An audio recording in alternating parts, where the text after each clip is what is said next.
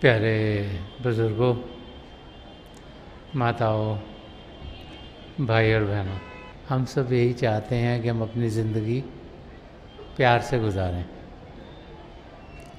हर एक इंसान यही चाहता है कि उसकी ज़िंदगी सुखों से भरपूर हो। ऐसी ज़िंदगी हो जिसमें कुछ तनाव ना हो, कोई दुख दर्द ना हो, ताकि प्रेम से हम ये ज़िंदगी जो प्रभु ने हमें दी उसे गुजार पाएँ।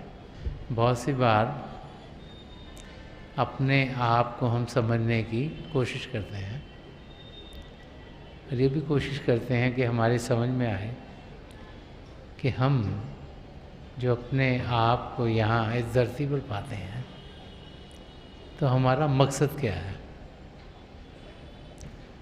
बहुत से लोग तो अपने आप को सिर्फ शरीर ही समझते हैं और इसलिए जो शरीर के लिए उन्हें बेहतर लगता है उस और ही वो ध्यान देते हैं। शरीर को ताज़ा रखना, तंदुरुस्त रखना, इसकी जितनी भी नीड्स हैं उनको पूरा करना और फिर ज़िंदगी ऐसी जीना ताकि शरीर के लिए आरामदायक हो। इंसान चीज़ें कमाता है ताकि उसको एक घर मिले, इसलिए भी कमाता है ताकि शरीर को वो खुराक दे सके। और अगर देखें तो हम सुबह से शाम तक क्या करते हैं, हम देखेंगे बहुत सारा हमारा जो एफर्ट है वो सिर्फ इस शरीर को सही तरीके से रखने में है। तो महापुरुष हमें समझाते हैं कि जिस शरीर को हम अपना आपा समझते हैं वो सिर्फ चंद दिनों के लिए हमें मिला है कि शरीर सदा सदा के लिए रहेगा नहीं। हो सकता है छोटी उम्र में कोई चला जाए, हो सकता है बुज़ुर्ग होकर हम जाएं, लेकिन एक दिन इस शरीर को हमें छोड़ना है। तो समझाते हैं शरीर का अंत होने का मतलब नहीं कि हमारा अंत हो गया, कि इस शरीर को कोई चीज़ जान देती है। संत कृपाल सिंह जी महाराज अपने सत्संगों में फरमाया करते थे कि जब हम सांस अंदर को लेते हैं तो अंदर कोई चीज़ है जो उसे बाहर भेजती है। फिर हम सांस अंदर लेते हैं, फिर वो चीज़ उसे बाहर भेजती है, तो वो हमारा शरीर नहीं, वो हमारी आत्मा है। कि जब तक वो आत्मा इस शरीर में रहती है शरीर जीवित है, लेकिन जब वो आत्मा इस शरीर को सदा सदा के लिए छोड़ देती है तो फिर ये शरीर कुछ करने के लायक नहीं रहता। ना ये उठ पाता है, ना ये चल पाता है, ना ये देख पाता है, ना ये सुन पाता है, ना ये कुछ कर पाता है। तो वो ताकत जो इस शरीर को जान देती है वो महापुरुष समझाते हैं कि वो हमारी आत्मा है। उसे आत्मा कहें, रूह कहें, सोल कहें, कि ये ताकत पिता परमेश्वर का ही हिस्सा है, उसी का अंश है। कि परमात्मा का अंश आत्मा, कि जब सृष्टि शुरुआत में आई तो प्रभु ने जैसे जैसे खंडमंडल रचे तो अपने अंशों को अपने आप से अलग किए, जिन्हें आत्माएं कहते हैं, और इन मंडलों में बसने के लिए भेज दिया।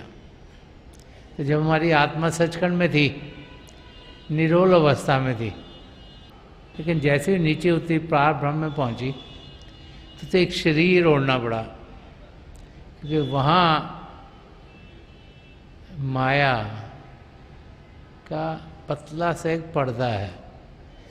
जैसे वो और नीचे उतरी, उसे ब्रह्मांड में उसने अपने आप को पाया तो एक और शरीर होना पड़ा जिसे ब्रह्मांडी शरीर कहते हैं। जब वो और नीचे उतरी, अंड के देश में पहुंची, उसे एक तीसरा शरीर होना पड़ा जिसे अंडी शरीर कहते हैं। और फिर जब वो पिंड के देश में आई, उसे एक चौथा शरीर होना पड़ा जिसे पिंडी शरीर कहा जाता है। तो इस समय हमारे आत्मा को 4 शरीर चढ़े हुए हैं। तो हमारी हालत ऐसे, जैसे ये लाइट्स हैं, बड़ी स्ट्रांग लाइट्स हैं, तेज लाइट्स हैं, इनके ऊपर अगर 4 मोटे मोटे कंबल डाल देंगे तो कोई रोशनी दिखेगी नहीं, वही हालत हमारी है। हम प्रभु का अंश हैं, हमारी आत्मा प्रभु के प्रेम से भरपूर है, प्रभु की रोशनी से जगमग जगमग है।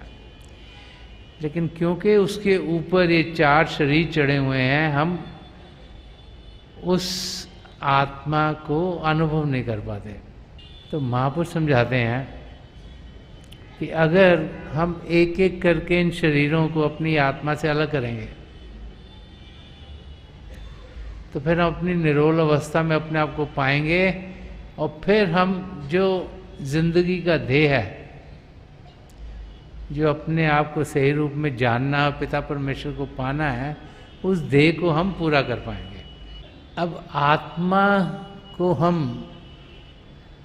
ऐसी अवस्था में कैसे पहुंचाएं कि वो शरीर से ऊपर उठ पाए।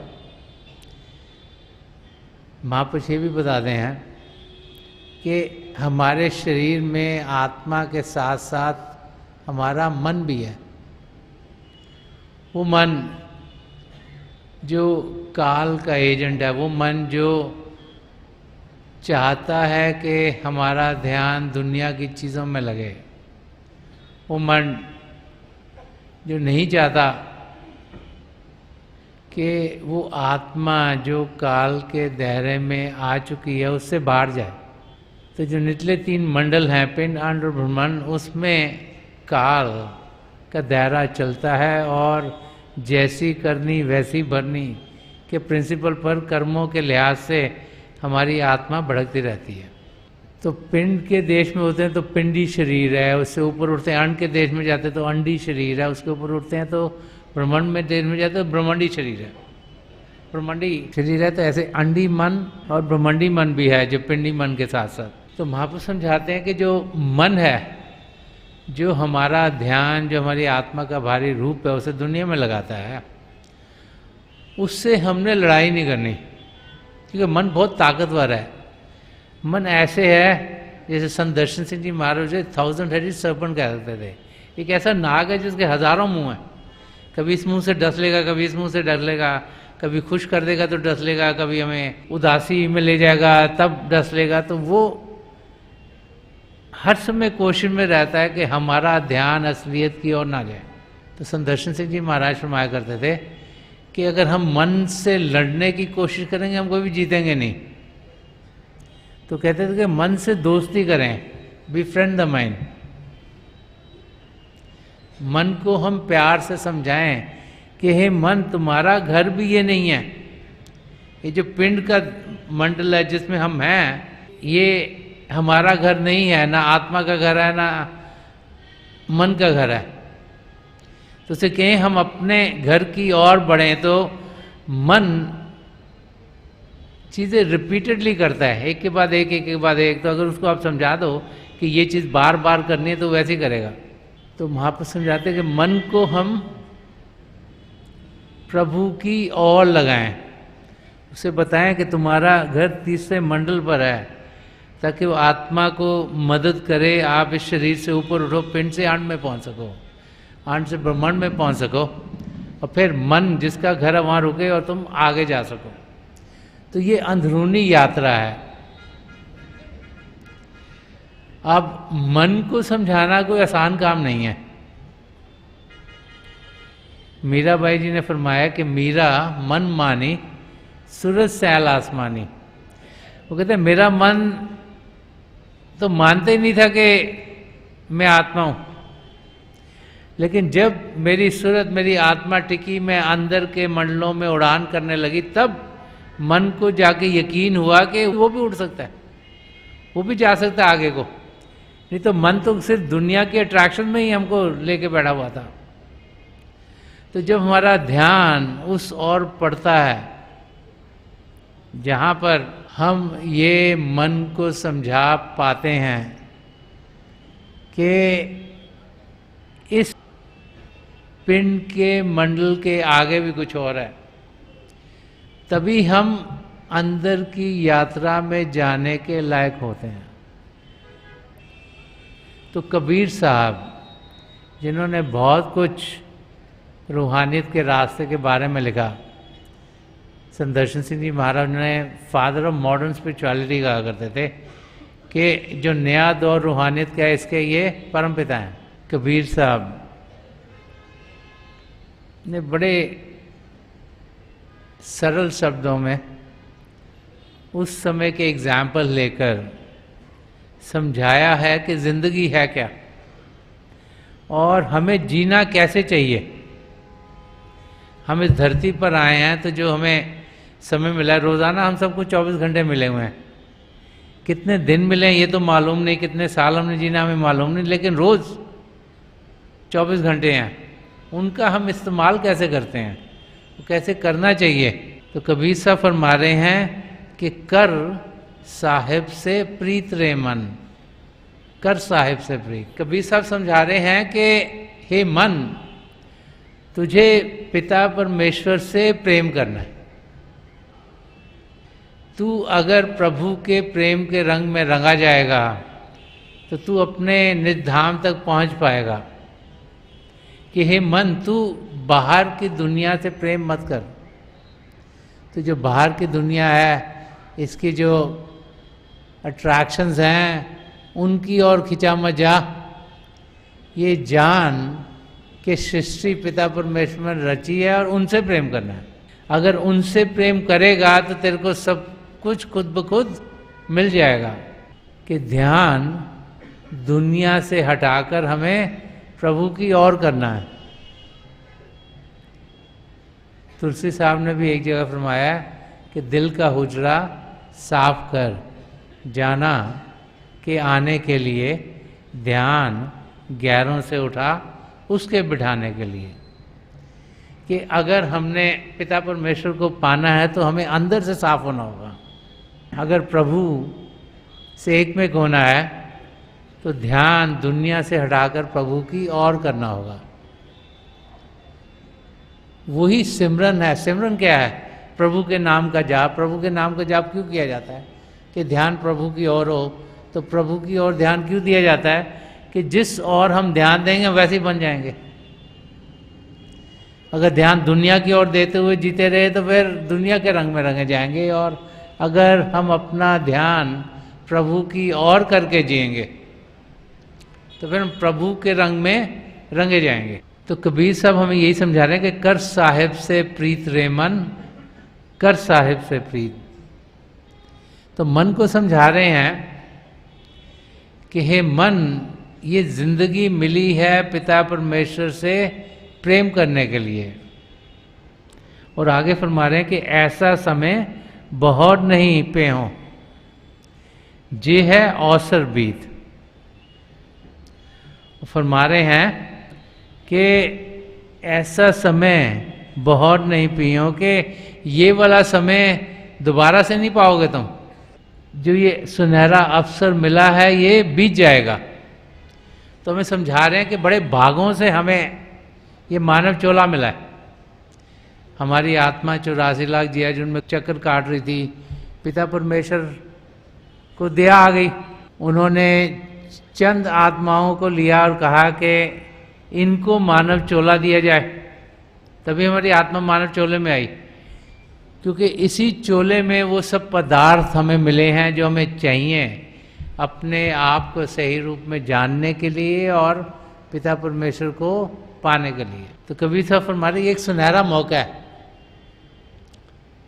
अगर ये निकल गया और प्रभु को हमने पाया नहीं, और फिर अगर हर एक योनि में से जाना पड़ा जब तक फिर से हमें एक महाना चोला मिले, अगर 84 लाख जियाजून में हमें घूमना पड़ा तो फिर तो पता नहीं कितने लाखों करोड़ों साल लग जाएंगे, जबकि हमें एक नया मौका फिर मिलेगा।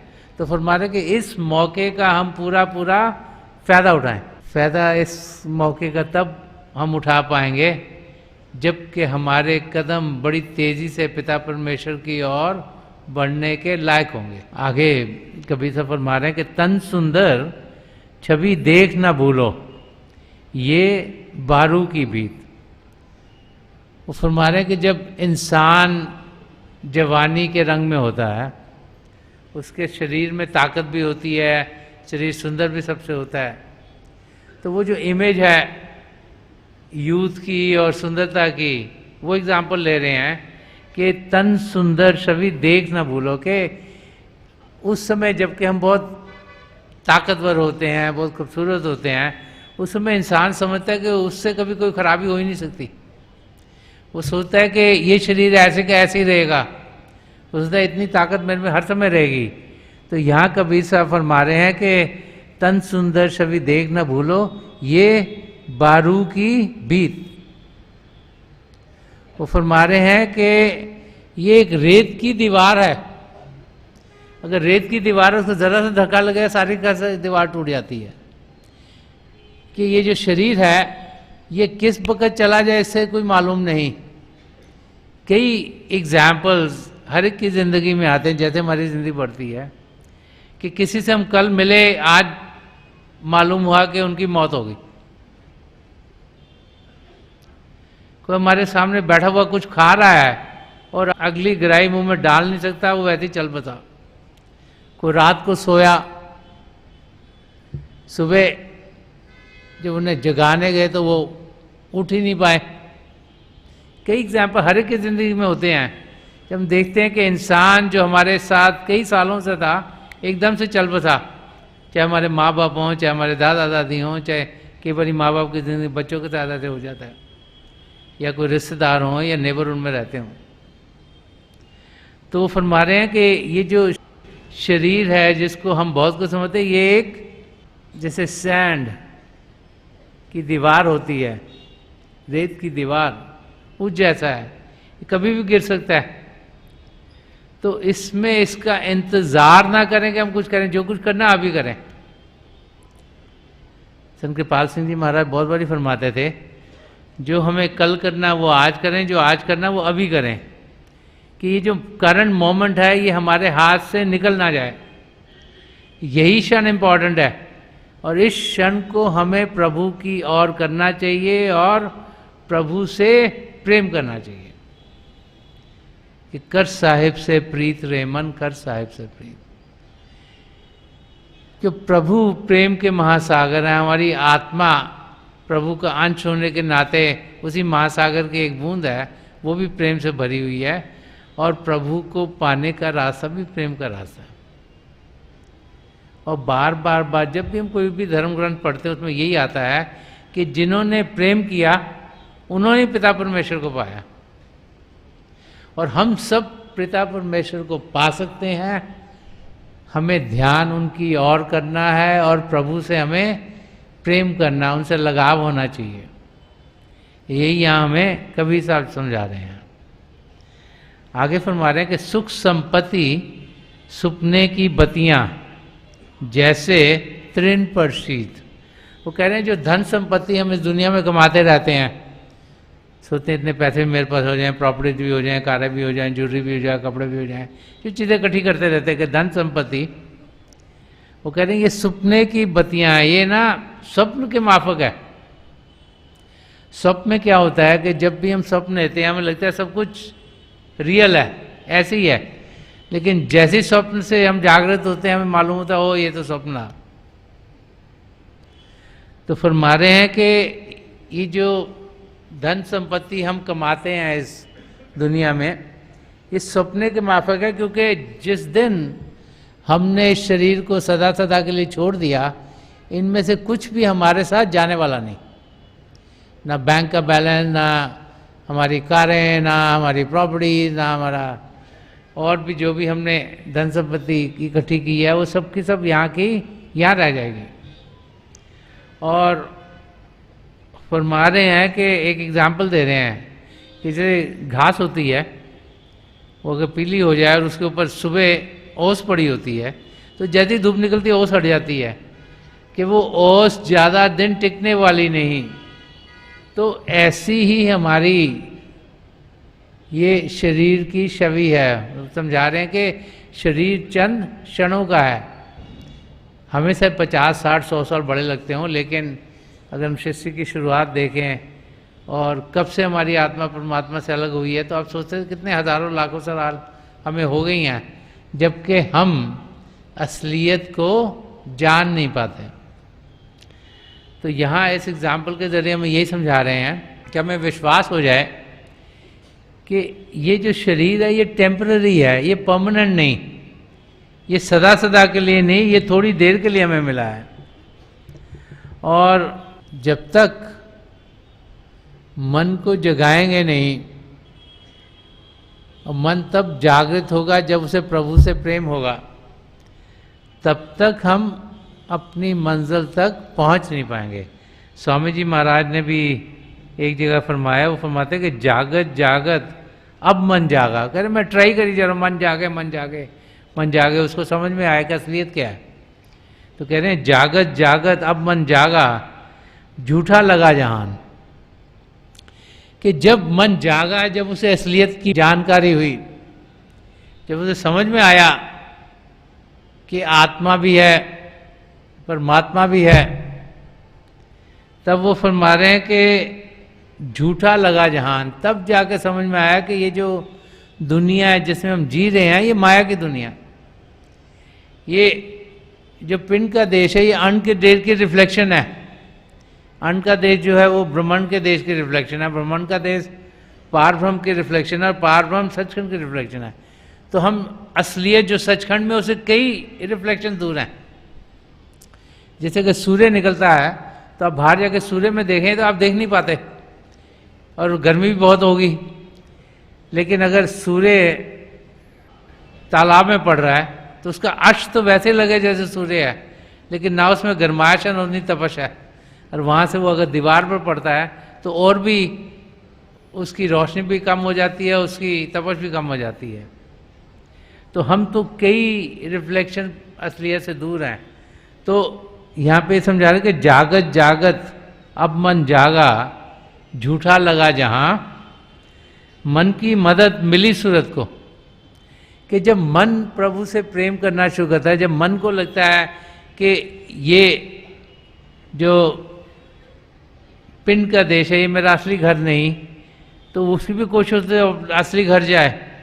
तो कह रहे हैं कि मन की मदद मिली सूरत को, दोनों अपने महल समान। तो कह रहे हैं जब मन को असलियत मालूम होती है तो वो मददगार हो जाता है आत्मा का। तो मन और आत्मा दोनों ही अपने घर तक पहुंच जाते हैं। मन तीसरी मंजिल तक और आत्मा पांचवी मंजिल तक। कि मन का मददगार होना, मन का प्रभु से प्रेम करना, मन का शांत होना, मन का हलचल से दूर रहना, ये सब हमें मदद करते हैं ताकि हमारी आत्मा का मिलाप परमात्मा से हो जाए। आगे फरमा रहे हैं कि जाहे कर्म परम पद पावे, सो ही कर्म करुमीत। वो फरमा रहे हैं कि जिन कर्मों को करके परम पद या मुक्ति पाई जा सकती है, जो सन्मत का रास्ता है, ये हमें समझाता है कि जो 75% हमारी ज़िंदगी है ये पिछले कर्मों के लिहाज से है। जो हमारे संचित कर्म है उनमें से एक हिस्सा लिया जाता है जो इस ज़िंदगी में हमने झेलने हैं, तो वो 75% हमारी ज़िंदगी के हैं। उन्हें प्रारब्ध कर्म कराया जाता है जो हमारी ज़िंदगी में हमने झेलने हैं। लेकिन 25% हमारे पास फ्री विल है, जिसमें कि हम या तो प्रभु की ओर जा सकते हैं, प्रभु से दूर जा सकते हैं। तो संत कृपाल सिंह जी महाराज फरमाते हैं कि any deviation from God is a sin, के जब भी हमारा ध्यान प्रभु से दूर जाता है वो खराब ही खराब है। तो यहाँ पर कबीर साहब फरमा रहे हैं कि जाहे कर्म परम पद पावे, कि जिन कर्मों के करने से हम परम पद को पा सकते हैं, मुक्ति को पा सकते हैं, सो ही कर्म करुमीत। वो कह रहे हैं कि मैं वैसे ही कर्म करूं। हे पिता परमेश्वर, आपकी दया में रहो कि मेरे सोच, मेरे बोल, मेरे कार्य ऐसे हों ताकि मैं उस गति को पालूं। तो संत कृपाल सिंह जी महाराज बार बार फरमाते थे, एक बनो नेक बनो। वो बताया करते थे कि हमने प्रभु से एक में होना है, उस अवस्था को पाने के लिए नेकी का रास्ता अख्तियार करना है। और तुलसी साहब ने समझाया है कि प्रभु को पाने के लिए क्या चीज़ें जो जरूरी हैं। तो फरमाते हैं तुलसी या संसार में 5 रतन है सार। वो कहते हैं कि 5 चीज़ें बहुत रतन के माफक हैं। इस दुनिया में जीते हुए अगर हमने इस दुनिया के मकसद को पूरा करना है, जिंदगी के मकसद को पूरा है, तो फरमाने तुलसी या संसार में 5 रतन है सार, सात संग सदगुरु शरण दया दीन उपकार। सबसे पहले कह रहे हैं पहला रतन क्या है? सात संग, किसी संत महापुरुष की संगत करना। उनकी संगत कैसे करते हैं? सत्संग में जाके। सत्संग का मतलब है सच्चाई के साथ संग करना। एक संत महापुरुष हमें पिता परमेश्वर कौन है उसकी जानकारी देता है, फिर उनको हम कहाँ पा सकते हैं उसकी जानकारी देता है, फिर उनको कैसे पा सकते हैं उसकी जानकारी देता है, उसमें हमारी मदद करता है ताकि हम इस शरीर से ऊपर उठने के लायक हों और उनकी मदद से अंदर के मल्लों में उड़ान करनी शुरू कर दें। तो साध का संग, सत्संग में जाना, तभी हमें जाके सच्चाई क्या उसकी जानकारी मिलती है, फिर हम नाम दान के लिए बैठते हैं। जब हमें नाम की देन मिलती है तो फिर हम सदगुरु की शरण में आ जाते हैं। फिर हमारे जो आत्मिक रिकॉर्ड्स हैं वो काल के हाथ में नहीं, दयाल के हाथ में, हमारे सदगुरु के हाथ में आ जाते हैं। इसीलिए जो दूसरा रत्न बताया सदगुरु शरण, कि सदगुरु की शरण में तब पहुंचते हैं जब हम पूरी तरह से उनमें यकीन रखते हैं और उनसे नाम की देन लेते हैं। जो तीसरा रत्न बता रहे हैं दया। सबसे पहले तो इंसान दया अपने ऊपर करे। अपने ऊपर दया कैसे हम करें? कि हमारा ध्यान जो बाहर की दुनिया में जाए तो अंदर की दुनिया में लेके जाएं। जाने कि पिता परमेश्वर बाहर आसमान में नहीं बैठे, हम सबके भीतर हैं। तो अपने पे दया करें, समय निकालें, भजन अभ्यास करें, सिमरन करें, शरीर को शांत करें, मन को शांत करें, ताकि अंदर की दुनिया में हम बढ़ पाए। एक और रत्न जो बता रहे हैं वो है दीन। नम्रता से जिएं, दीनता से जिएं।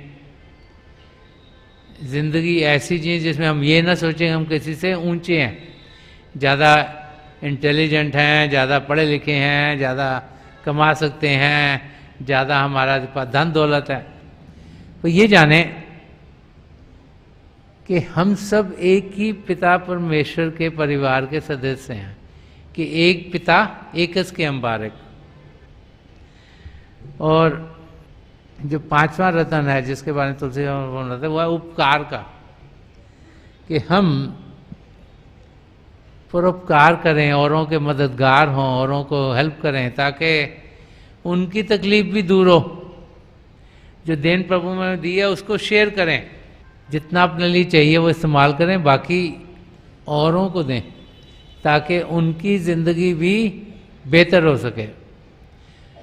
तो ये 5 रत्न हैं जो तुलसी साहब फरमा रहे हैं कि जब इस धरती पर हम आए हैं, ये ज़िंदगी जी रहे हैं, तो अगर इन 5 चीज़ों की ओर ध्यान देंगे तो हम अपनी मंजिल की ओर तेज़ी से बढ़ेंगे। और कबीर साहब भी हमें यही फरमा गए हैं कि जिस किस्म के हम कर्म करते हैं जिससे कि हम मुक्ति पा सकते हैं, प्रभु से ये प्रार्थना है कि हे प्रभु आपकी दया में इतनी मुझे हो कि मैं वैसे ही कर्म करूं ताकि मेरे और कर्म बढ़े ना, जितने कर्म वो करते चल जाएं, मैं नेक कर्म की अवस्था की ओर बढ़ता चला जाऊं। और आखिर में कबीर साहब फरमा रहे हैं कि कहे कबीर सुनो भाई साधो, चलो भवजल जीत। एक उस इंसान को संबोधित करें, साध उसे कहा जाता है जो प्रार ब्रह्म तक जिसकी पहुंच हो, जो पिंड आंड और ब्रह्मांड से ऊपर चला गया, पार ब्रह्म तक पहुंचा। तो उसको फरमा रहे हैं कहे कबीर सुनो भाई साधो, कि आत्मा तुम पिंड आंड ब्रह्मांड से तो पार हो गई है, अब चलो भवजल जीत। अब तुमने एक और कदम उठाना है, जो ये भव सागर है इसको जीतना है, इसके पार जाना है। और उस और तुम अपना ध्यान दो। महापुरुष हमें जब भी इस धरती पर आए बार समझाते आए हैं कि हम सब पिता परमेश्वर को पा सकते हैं। हर एक इंसान में वो सब पदार्थ प्रभु ने दिए हैं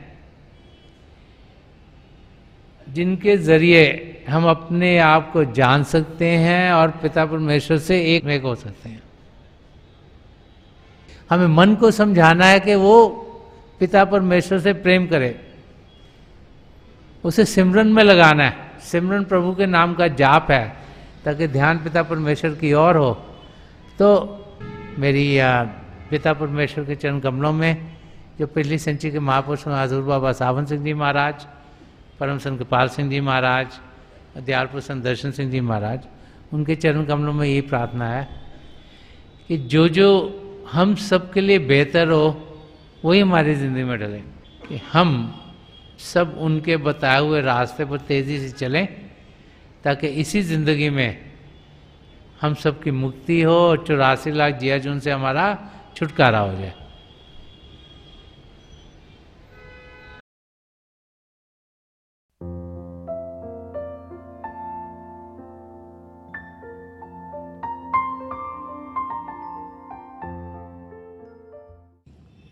तो थोड़ी देर के लिए हम सब अभ्यास के लिए बैठ जाएं। आप जहाँ भी बैठे हैं आराम से बैठिएगा, अपनी आंखें बंद कर लीजिएगा। जो आंखों के डेले आई बोलते हैं सीधे सामने होने चाहिए, जैसे 8-10 इंच आपके सामने फोकस हो। आंखें बंद करते ही वो भाई बहन जिन्हें नाम की देन मिली है आप सिमरन कीजिएगा। जो भाई बहन नए हैं आप पिता परमेश्वर के किसी भी जाति नाम का जाप कीजिएगा। जाप मन ही मन करना है, ऊंचा नहीं दोहराना। जो कुछ आपके सामने दिखता है बड़े ध्यान से देखिएगा और बहुत से नज़ारे आपके लिए खुलने शुरू हो जाएंगे। मेरी हजूर बाबा सावन सिंह जी महाराज, परम संत कृपाल सिंह जी महाराज और दयाल प्रसन्न दर्शन सिंह जी महाराज की चरण कमलों में यही प्रार्थना है कि जो जो हम सब के लिए बेहतर हो ये महापुरुष हमें दें, हमें सबके साथ जोड़ें और हमारे भीतर प्रभु की ज्योत के हमें दर्शन करवाएं। थोड़ी देर में मैं आपको इस बैठक से उठाऊंगा और मेरी शुभकामनाएं आप सबके साथ हैं।